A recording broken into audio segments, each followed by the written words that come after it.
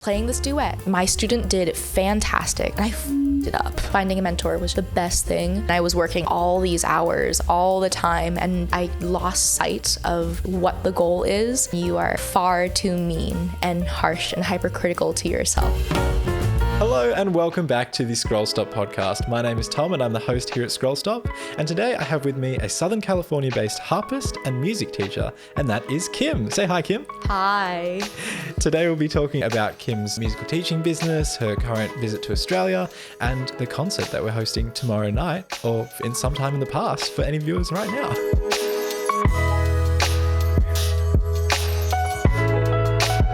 Hi Kim, how's it going? Hi, it's going great. How's it going with you, Tom? Yeah, it's going great. Nice relaxing day. Lots of work, but getting there. So for our listeners at home, please, who are you? What do you do? Who am I? Gosh, well, my name's Kim. I am a singing harpist, and I'm also primarily a music teacher, and musician, creative, multi-hyphenate gal, also a YouTuber. Yeah, I was going to say, you have a little YouTube audience at the moment. It just hit over 600 subscribers, I saw. That's right. We've been growing it for a while. Like my second video ever in 2020 went a little bit mini viral when I shaved my head and all that. And then I ghosted the platform for 2 years because it was just too much attention. And now I'm back. But yeah, we grew it to That's awesome. Over 600. And what was the inspiration behind starting the YouTube channel? Was that an outlet for your music, or was it something a bit separate? So I've always enjoyed just like making little videos for myself, just kind of as visual diaries. It started with my senior project, because like over in the US we're required to just like our senior year of high school make a little video montage of our past, our present, and our future moving forward. And just super cute. Yeah, that was like my first time editing a video. I literally borrowed my friend's laptop with Premiere to like make it happen, because I was just like dying trying to do iMovie.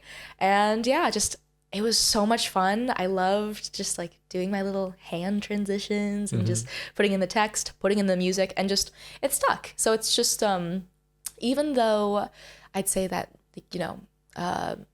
everything that I do business wise like involves creativity to some extent, I feel like right now YouTube is just like my true hobby of just relaxing and documenting my life and sharing that with people. So nice. Yeah. And you mentioned music being your business, and you run your own studio, right? Your own teaching studio. Can you tell us a bit more about that? Yeah, absolutely. So I have a studio of 40 really awesome piano, singing, and ukulele students. Oh, and one harp student currently. One harp student. Yes, she's awesome. She's also my piano teacher. So like we split lessons. That's great. Yeah, I've just been running the business for the past 3 years. And then I also do some consulting work as well, helping other music teachers all around the world build up their private studios as well. That's really exciting. Yeah. And how did you get into the consulting side of things? Was that just, did you study business when you were at college? No. I got taught like zero business skills in my undergraduate degree, which is why when I first thought to myself like, and like the whole idea of starting a private studio in the first place came from me working like 4 or 5 jobs simultaneously. A couple of them, it was a lot, including just working at other people's private studios for a while. And then there was one private studio, I really hope they're not watching right now, who just like really got on my nerves. And I thought to myself, I could do a better job running this than you can. So I quit. And then I did. I found a consultant to just like guide me through the business side of things, since I just thought to myself like, how do you do taxes? And like, how do you like talk to people? What should I charge? Like, how do I find clients? How do I like organize all of this? And just, I knew that just finding a mentor, and that would be the best way to move forward. And then I found her. She is amazing. And then after working with her, I'd say for about like 3 months, I filled up my studio, which was insane. Yeah. And then from there, we've just leveled it up by like, getting a studio space to reduce like traveling time to clients. And then I am now once again in a place where my studio is full and waitlist is popping. So it's been a really fun journey to get to this place, and then to not only like just, discover that, oh my gosh, what? She's an entrepreneur. She's a businesswoman, and just fully stepping into that part of myself that I did not know existed before. So it's been great. And then full circle moment is that my consultant then expanded her, she expanded, she expanded her business and then invited me to be one of her consultants there in the business as well. So like just I'm part of her team. She's the best boss ever. Kelly Riordan music and all that. I don't know if it's okay to give shout absolutely. outs. Yeah. Kelly, you're the best. And all that. But yeah, so now I work with her, and it's just been really fun getting to build a global community and just give back to other people who were in the same position that I was, just trying to figure out the world. Yeah, no, it's incredible that you've managed to find. I think a lot of artists struggle with finding a professional outlet for their knowledge and skills and adapting that to a business and something like that. So it's incredible that you've been able to do that. Thank you. Sort of transition. And have you found that that's affected your relationship with music at all? Sort of having, with it becoming your work rather than just, a source of passion or study? Great question. So I'd say I'm really fortunate in that, yes, my business is music, but teaching and performing are just kind of like two separate things. So luckily, like I can just show up and teach a bunch of students and just kind of find my pattern, get really comfy with it, and that's a-okay. Versus if I had to like write a brand new song or like polish up a recording just week after week after week, I think that would be a lot more stressful to kind of put like pressure on the process, not only time-wise, but also just like financial pressure on your creativity. Like that can get really spicy. So just, I've had my fair share of just noticing, oh wow, we are putting too much pressure on ourselves to be creative. So we're going to just lay off of that for a bit. So fortunately, like teaching wise, not as much struggle, thank goodness. No, that's great to hear, because a lot of people that I've talked to have sort of struggled with that sort of, it's a sense of purpose versus creativity, and creativity, you can't just summon it on demand. It has to be, inspired. It has to be sort of from within. And I find that a lot of people seem to struggle with that when they're trying to bring it into a business context. So again, you're slaying it. You're killing it. Thanks, It's man. awesome. Oh my gosh. Thank you. So in this journey of starting a business and becoming, a self-led businesswoman, what are some of the lessons that you've learned in this process? So for me, I'd say what has worked for me is just to get a mentor, because it's one thing to like, go through all the steps of like what you need to do in order to make your business happen and profitable, and just also get paid what you are worth for your craft, because what you put out into the world is so incredibly valuable, and you deserve to make a comfortable financial living off of that, Definitely.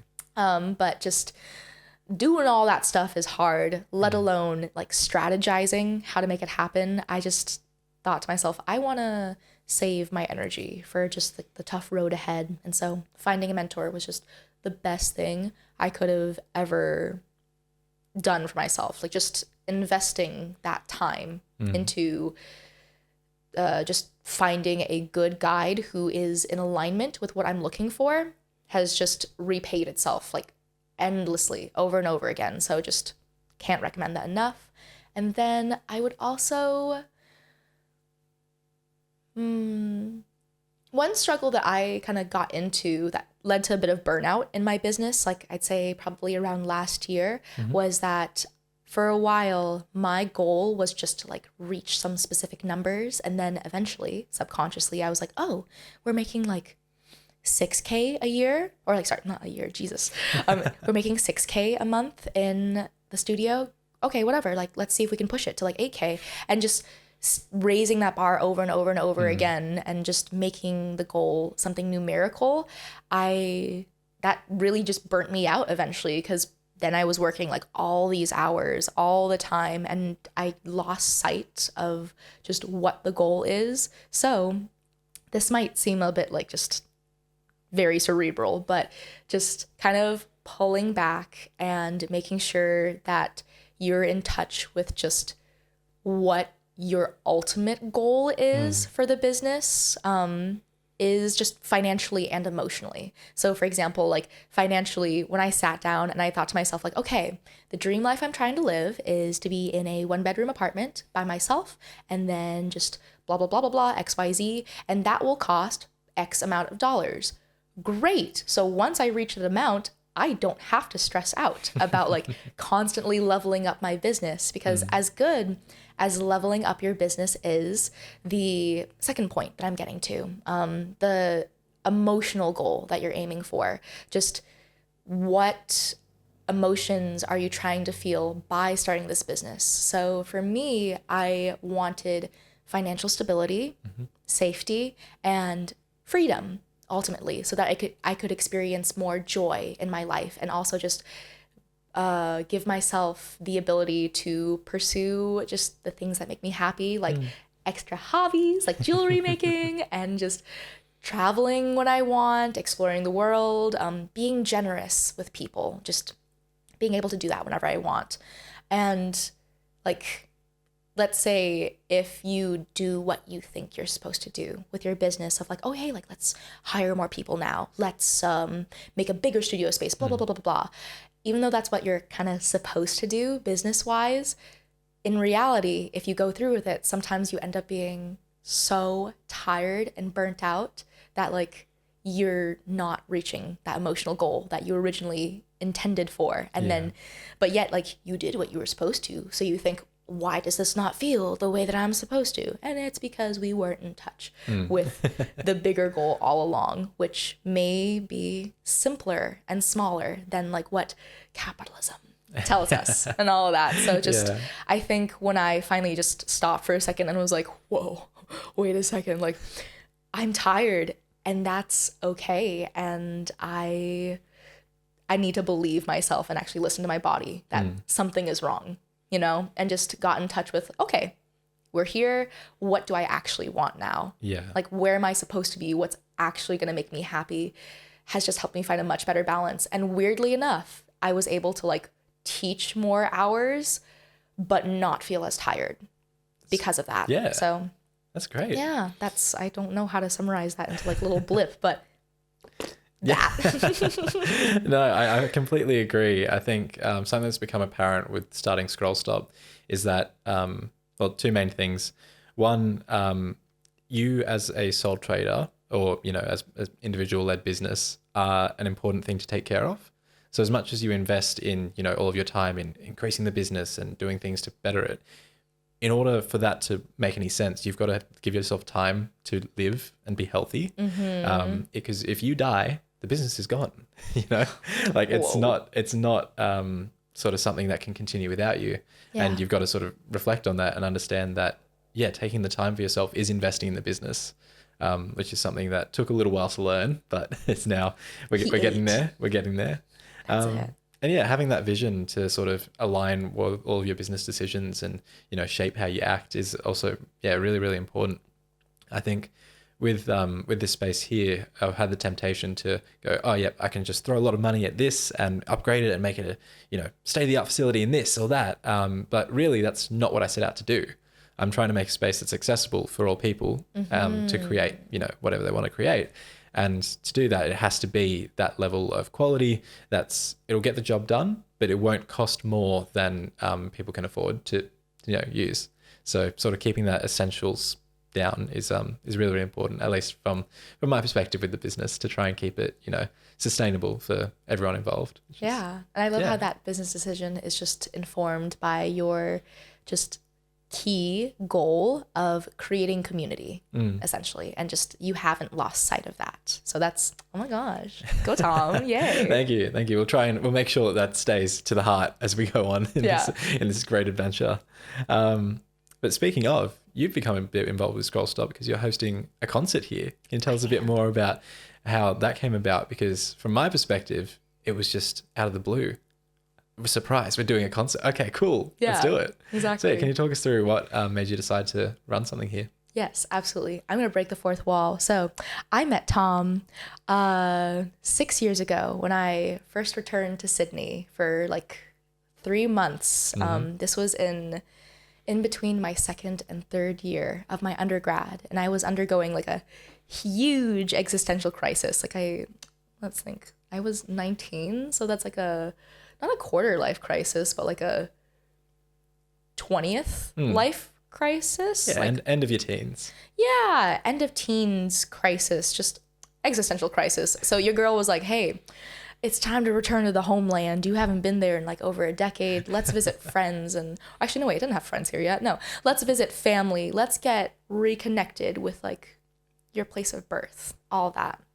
And then I met you while clubbing and stuff, and just friends of friends. And then just, like the typical, I'll follow you on Instagram, like you follow me, blah, blah, blah. And just over the years from the US, I've gotten to just kind of see like, oh, wow, what a fun journey that you've gone through. And then just see like, oh, wow, you opened up a collaborative space. That's so much fun, especially since like in my business, I have spent so much time reaching out to venues to be like, oh, hey, like, are you available to host this event? Blah, blah, blah, blah, blah. And so I thought to myself, oh, this is a venue. This sounds like such a fun collaborative opportunity. And like, especially since we're just trying to get more people to know that you exist and that this is an awesome space to be a part of. Just write that down, everyone. write that down.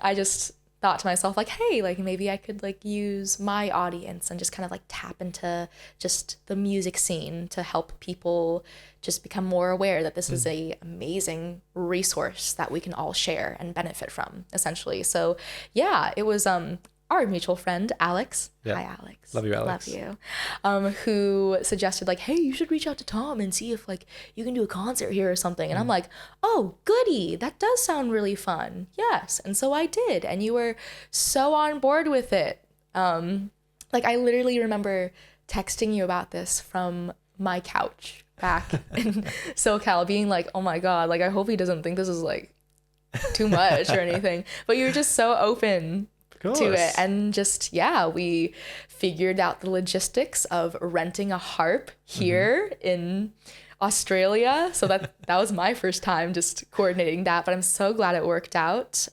Getting the harp here to Scroll Stop, just all those things, marketing it, just all the fine details, but it's finally happening, and I'm so excited. But thanks for making it happen, Tom. No, thanks for approaching me with the idea, because I think it's exactly what I want to be running here. You know, we want to have more events that sort of support people from different creative disciplines, and even if someone's in town, they just want to do like what you did, just have an event for 1 month off and then, run away again. Like that's exactly what we want, I wish I didn't have to, but But yeah, no, it's I'm really very happy that we managed to get it sorted. I'm really excited for how it turns out, and everyone will be able to see how it turns out with all of our highlights videos and maybe even a live stream depending on how we go. So yeah, if you're curious, just give that a bit of a Google and you might just find some stuff. So absolutely. Yeah. One question that two more questions that I usually like to ask. Number one, on your journeys of being both a musician and a business owner, I'm guessing that there were some worse stories that here and there. So are there any that come to mind that were just like a little bit embarrassing or something like that, a bit humanizing? Because I think when we're all trying to learn new things, we're all trying to get things started, but we don't always know what's going on just yet. So have you had any stories like that where it's just like you didn't know something or something happened that was unexpected? Gosh, okay. I have 2 stories, and you can choose which one you want to include, or maybe both. We'll find out. But the first story that's like, that was a really important learning experience for me was my first ever, actually, no, it wasn't the first, but just, it was one of my winter recitals, and I was playing a duet with one of my students. And for a little bit of context, one of the things that I've been working through personally as like a music teacher and business owner is that I did not start taking piano lessons until I started college, essentially. So I just, because like my family just could not afford private lessons like growing up. And so I just taught myself through YouTube. I sang in choir at school, and that's how I got like my music fix. But Essentially, just I only started playing piano for like a little bit in 2016, essentially. Okay. So just far less piano experience than I'd say like most piano teachers. And just so yeah, like I can still play better than my students, but just Hell yeah. yeah, there's sometimes some insecurity regarding that. And so I was playing this duet and my student did fantastic. She was super calm and in control. And I just, can I curse? You on can this? curse. You can curse. And I fucked it up. I goobered my part. And like, thank goodness that she had the nerves to just, keep on going so that I could find my way back to her. But I remember thinking afterwards, like, especially since this was like my last performance with the student before she left the studio for like other endeavors, I just remember feeling so embarrassed and ashamed and like I cried for like days afterwards thinking like, oh my gosh, like I messed up so bad on like something that should have been so simple, blah blah blah. But just what I learned from that is just that, hey, like we're all human, that in fact it might be a good experience for my students to see like, oh, you know what, even experienced musicians like Miss Kim mess up sometimes. Exactly. So yeah, just to humanize everything and just to kind of demonstrate like, oh, hey, like I didn't just like bawl into tears on stage. Like I continued playing and found my way back eventually. Damn straight. Yes. And then it also just kind of like helped me discover, okay, girl, like if you are duetting someone, like you gotta practice a little bit more before you go into it. Just you gotta get real about it. So just I think that like that student was like a really pivotal turning point for me because it just made me realize like, okay, one, yes, we gotta be gentler with yourself, but also two, this is not an issue of like, oh, like you're a bad person, you're a bad teacher, like blah, blah, blah. This is just a like systems issue. Like you need to have a system in place where this does not happen again because you need to have X amount of hours of playing under your belt and you need to reach like these requirements to successfully make it happen. It's not a dig on you as a person whatsoever. It's just that's just how this works. And so it's like, okay, sick. So just striking that fun balance of efficiency, but like forgiveness. My mentor actually told me like, hey, like, you could just not ever play duets again. Like that is an option. Like you could just hire someone, but here you are choosing to like want to do better again. And you are having this like strong emotional response because you care so much about the student and the experience. So that is an indicator that, hey, like you are going to be good. And like, as long as you keep on making like enough decisions in the same direction, you're going to get there eventually. So like, just, you don't have to stress about that. So that was sweet. Yes. My second last question is, what would you tell young Kim, say 19-year-old Kim when she was here, or even before that? What would you tell her? What would be sort of the lesson that you've learned now that you go, hey, this is what you should know? Stop it. You're going to make me cry. Like, like it's just talking to the inner child always like makes me feel emotional. But I'd say that it all works out and you don't have to worry about it. And you are far too mean and harsh and hypercritical to yourself. Because like, yeah, it's important to like, have the skills and develop the discipline and just like refine yourself in your craft and whatnot, but not at the expense of keeping joy in the focus of all the things that you do, especially in your music. And that you survive after the breakup. It's because fun fact, like my first boyfriend broke up with me a week before my birthday while I was here in Australia over text, or actually no, over FaceTime. Over FaceTime. That is horrendous. And 19-year-old me was my family took me to like a Lebanese restaurant or something afterwards, and I just could not stop crying. I was just thinking like, this is so good, but I just can't stop crying, and just thinking like, oh my gosh, like, will I ever find someone again who like I loved that much? Like he was perfect. No, he wasn't.